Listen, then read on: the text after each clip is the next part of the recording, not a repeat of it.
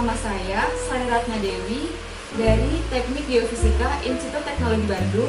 Dan saya Fadli Marifadi dari Teknik Geologi Institut Teknologi Bandung. Pada kesempatan kali ini, izinkan kami berdua untuk memperkenalkan salah satu alternatif sumber energi bersih di Indonesia, yaitu UCG atau Underground Coal Gasification. Selamat menyaksikan. Indonesia saat ini dikategorikan sebagai negara berkembang. Seperti hakikatnya negara berkembang, saat ini Indonesia sedang fokus melakukan pembangunan besar-besaran yang akan berdampak pada kebutuhan energi yang akan meningkat pula. Berdasarkan data dari Dewan Energi Nasional, kebutuhan energi primer Indonesia tiap tahunnya terus meningkat. Hal ini tercermin dari grafik yang menunjukkan proyeksi kebutuhan energi primer Indonesia dari tahun 2013 sampai 2050 yang menunjukkan tren yang terus meningkat. Dengan prediksi yang demikian, diperkirakan kebutuhan energi Indonesia akan meningkat dari 238,8 million ton oil equivalent pada tahun 2025 menjadi 682,3 million ton oil equivalent pada tahun 2050. Atau dalam satu tahun pada tahun 2050, Indonesia butuh 750 miliar liter minyak untuk memenuhi kebutuhan energinya. Apabila kita tinjau lebih dalam mengenai jenis energi yang dikonsumsi tiap tahunnya, maka akan menunjukkan bahwa tiga besar penyumbang energi primer di Indonesia adalah minyak bumi, gas alam, dan batu bara. Di mana kita ketahui ketiganya merupakan sumber energi dari fosil yang pemanfaatannya akan menghasilkan limbah yang sangat banyak, serta menimbulkan berbagai dampak kerusakan lingkungan. Sebut saja batu bara. Dalam pemanfaatannya, mulai dari penambangan sampai jadi energi listrik yang dapat kita pakai, ada banyak sekali masalah lingkungan yang akan dihasilkan.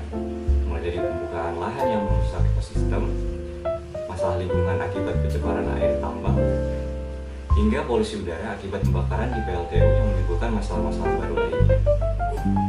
Tapi fakta lain juga menunjukkan kalau Indonesia memang penghasil batu bara dan eksportir batu bara yang besar di dunia. Berdasarkan data dari Kementerian SDM pada semester 1 tahun 2021, Indonesia memiliki 142 miliar ton sumber daya batu bara dan cadangan sebesar 37,5 miliar ton. Dengan angka tersebut, Indonesia masuk ke 5 besar eksportir batu bara dunia.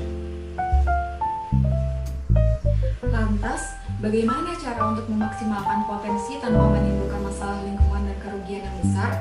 Salah satu alternatif yang dapat dipilih untuk menanggulangi masalah tersebut dapat diminimalkan melalui pengembangan energi bersih seperti gasifikasi batu bara bawah permukaan atau UCG. UCG merupakan teknologi pemanfaatan batu bara yang dilakukan melalui konversi batu bara secara in situ dengan cara menginjeksikan oksigen melalui sumur injeksi untuk membakar lapisan batu bara, yang kemudian dihasilkan gas untuk dialirkan melalui sumur produksi. Produksi gas yang dominan adalah metana, hidrogen, karbon monoksida, dan karbon dioksida. Keluaran gas dapat dibakar untuk produksi listrik. Sebagai alternatif, syngas atau hidrogen dan karbon monoksida dapat digunakan sebagai bahan baku kimia untuk produksi gas alam sintesis. Bahan bakar misalnya solar, pupuk, bahan peledak, dan produk lainnya. Secara sederhana, proses ekstraksi dari UCG dimulai dari pemboran untuk mencapai coal seam yang ditargetkan.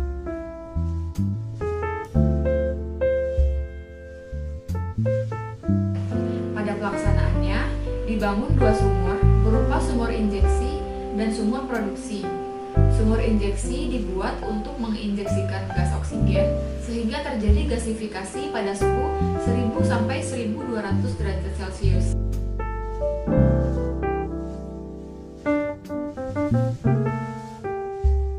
Sedangkan sumur produksi berfungsi untuk mengalirkan produk hasil pembakaran yang berupa metana, hidrogen, karbon monoksida, dan karbon dioksida.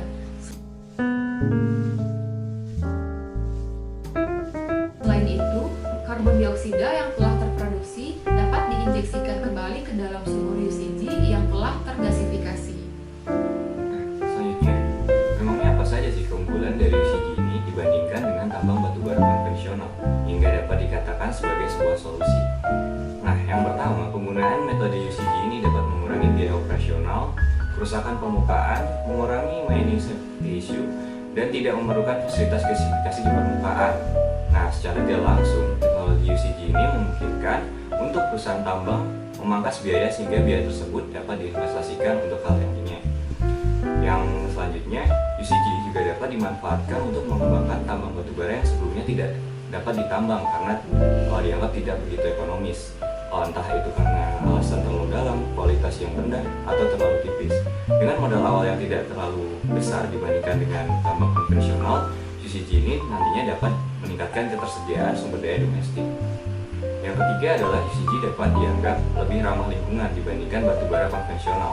Hal ini dikarenakan proses pembakaran pada UCG dilakukan di bawah permukaan, sehingga abu atau sisa pembakaran tidak akan mencemari udara karena tetap berada di bawah tanah. Selain itu, teknologi UCG juga dapat dianggap berperan dalam proses pengurangan SOx dan NOx serta gas polutan lainnya, sehingga efek rumah kaca akibat sektor pertambangan dapat berkurang.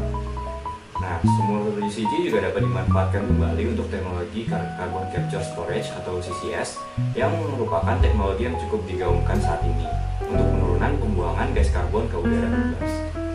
Nah, yang terakhir kalau kita bandingkan dengan teknologi coal seam gas, misalnya CBM, teknologi tersebut hanya dapat mengekstraksi 3-5% energi yang dikonversikan sebagai metana dalam batubara, sedangkan UCG dapat mengekstrak lebih dari 80% energi batubara.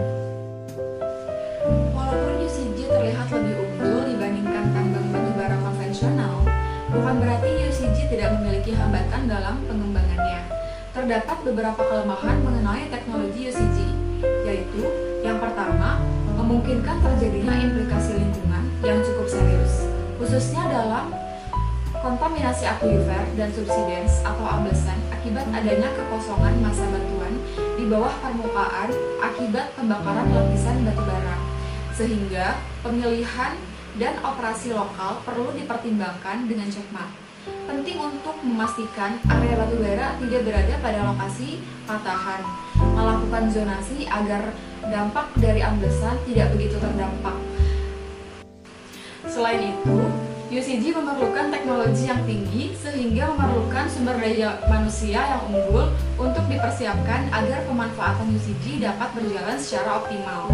Operasi UCG tidak dapat dikontrol pada tingkat yang sama dengan gasifikasi di permukaan, seperti masuknya air, distribusi reaktan di zona gasifikasi, dan adanya rongga hanya dapat diperkirakan berdasarkan pengukuran suhu dan kualitas serta kuantitas gas produk. Dari sudut keekonomian, pembangkit listrik berbasis UCG ini masih memiliki ketidakpastian yang cukup besar. UCG pada dasarnya adalah proses keadaan yang tidak stabil dan tingkat aliran serta nilai pemanasan gas produk akan bervariasi dari waktu ke waktu. Setiap pabrik operasi harus mempertimbangkan faktor ini. Selain adanya batasan dan juga tantangan mengenai pengembangan UCG, ternyata tidak semua lapisan batubara dapat dimanfaatkan untuk dilakukan gasifikasi batubara. Berdasarkan penelitian yang telah dilakukan sebelumnya, PSDMBP membuat kriteria umum wilayah cekungan batubara yang dapat dimanfaatkan sebagai UCG. Kriteria tersebut diantaranya kedalaman lapisan batubara yang berada pada rentang 200 hingga 300 meter, kemudian ketebalan lapisan batubara di atas 1 meter, atau yang lebih baik itu berkisar antara 5-10 meter, kemudian karakteristik batubara berupa batubara peringkat rendah dengan kadar air dan abu kurang dari 60%. Dan yang terakhir, batuan pengapit lapisan batubara memiliki permeabilitas yang rendah untuk mengurangi kemungkinan kebocoran atau kontaminasi keluar lapisan. Lalu, dengan beberapa kenyataan tersebut, apakah masih bisa kita berharap pada UCG? Hasil eksperimen penggunaan teknologi UCG yang telah dilakukan pada tambang yang dangkal, dalam hal ini di bawah 500 meter, dari jumlah batubara sebanyak 20.000 ton, dihasilkan gas sebanyak 55 juta meter kubik melalui proses pirolisis dan gasifikasi, atau sama dengan 1 ton batubara menghasilkan 2.750 meter kubik gas, dan angka ini merupakan angka yang berat. Produksi gas sangat tergantung dari jenis batubara, kedalaman, akurasi pembuatan sumur produksi, efisiensi pengolahan gas, dan juga kondisi lokal lainnya. Sebagai contoh, di Cina, di lokasi Xingwen dan juga Shandong, dari tambang batubara Suncan yang menggunakan teknologi UCG, mereka mampu memasok 20.000 meter kubik gas per hari untuk keperluan 10.000 rumah tangga dan industri dengan harga yang relatif murah daripada bahan bakar lainnya. Secara ekonomi, jika dibandingkan dengan konvensional coal, UCG ini memakan kos yang lebih kecil, di mana biaya total produksi yang diperlukan untuk UCG hanya berada di angka $7 untuk setiap juta British Thermal Unit, sedangkan konvensional coal membutuhkan hampir $9 untuk setiap juta BTU-nya. Biaya produksi tersebut termasuk biaya pajak, bunga, perawatan, serta variabel lainnya. Bahkan apabila kita bandingkan dengan skenario jika kita melakukan impor LNG pun, UCG masih jauh lebih ekonomis. Di Indonesia sendiri, UCG saat ini masih berada pada tahap pengembangan. Akan tetapi, dengan melihat fakta sumber daya batubara Indonesia yang begitu besar, bukan hal yang mustahil bagi Indonesia untuk menjadi pelopor pengembangan teknologi UCG ini. Selain itu, karakteristik batubara Indonesia yang sebagian besar adalah batubara kalori rendah yang sangat cocok untuk pengembangan teknologi UCG. Hal itu akan memperbesar peluang Indonesia untuk menjadi yang terdepan di bidang ini. Hasil kajian PSDMBP di 64 lokasi batubara bawah permukaan Indonesia mencatat potensi sumber daya batubara untuk UCG terdapat di 54 lokasi dengan jumlah sumber daya sebesar 12,7 miliar ton atau 7,8 miliar ton berada di Pulau Sumatera dan 4,9 miliar ton berada di Pulau Kalimantan. Besaran sumber daya batubara tersebut masih bisa terus bertambah jika kegiatan evaluasi dan eksplorasi terus dilakukan. Nah, disinilah geoscientist berperan sangat penting dalam penentuan lapangan untuk penerapan teknologi UCG ini. Dalam hal ini, geoscientist berperan dalam melakukan eksplorasi lapangan batubara, mulai dari melakukan pemetaan, baik itu pemetaan di permukaan maupun pemetaan di bawah permukaan, kemudian penentuan kualitas dan karakteristik batubara, serta perhitungan sumber daya dan juga cadangan.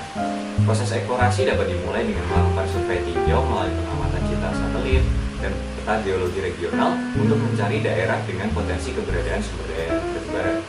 Kemudian, dilakukan pemetaan daerah eksplorasi dengan resolusi yang lebih detail untuk mengetahui karakter setiap perlapisan batubara yang ada. Pemetaan ini dapat didukung dengan menggunakan data bor untuk mengamati ketebalan juga penyebaran lapisan batubara.